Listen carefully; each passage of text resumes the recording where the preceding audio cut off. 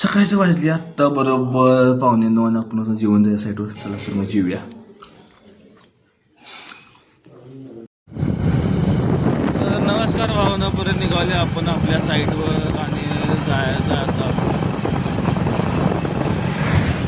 आज जरा लवकरच जेवलेलं आहे आपण, कारण आज आपल्याला साईड जास्त आहेत. साहेब नसल्यामुळे सगळं आपल्याला बघायला लागतं. साईडवरनं आल्यानंतर आपण खाल्लं खीर आणि चिप्स. खीर तर विषय आढळती, परत गेलो साईडवर. तर फाउंडेशनसाठी आपलं चालू होतं ब्रेकवर, त्यामुळे इथं ब्रेकवर केलेलं बघा. आणि अशी ही चाट पण मारलेली, जेणेकरून भरावा जर दाबला तरी काय होणार नाही. वीट तर विषय हार्ड होती, साईज पण होती आणि प्रॉपर होती.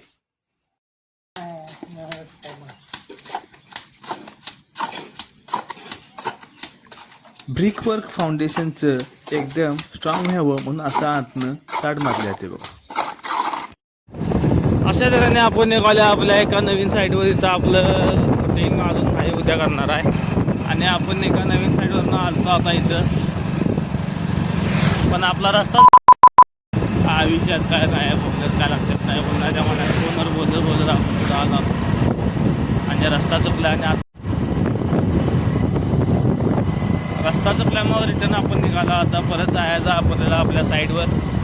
परत जायचं इथं काय थंड पिऊया आणि मग जाऊया. आता कोण तर ले आहे, टेम्परेचर दांडकं टेम्परेचर झाले, रस्त्याला कोण नाही बघ. चला तर मग जाऊया, जरा खाली कार पिऊन जाऊया. म्हणून थांबलो एका साईडला आणि मस्तपैकी आपली लस्सी घेतली बघा. लस्सी प्यायला निघालो तर आपली साईड होती दुसरी कॅनलच्या पलीकडे. कॅनलवरच होती, शेतात घर होतं, त्यामुळे निघालो बघा. कॅनल तर पाणी फुल आलतं. तिथनं गेलो साईडवर, साईड विजिट केली आणि जाऊया म्हटलं. आता आपण आपल्या भावाच्या गाड्यावर गेलं तर काय आपलं मस्तपैकी भेल खाऊया म्हटलं, म्हणून भाऊ भेल करा बघा.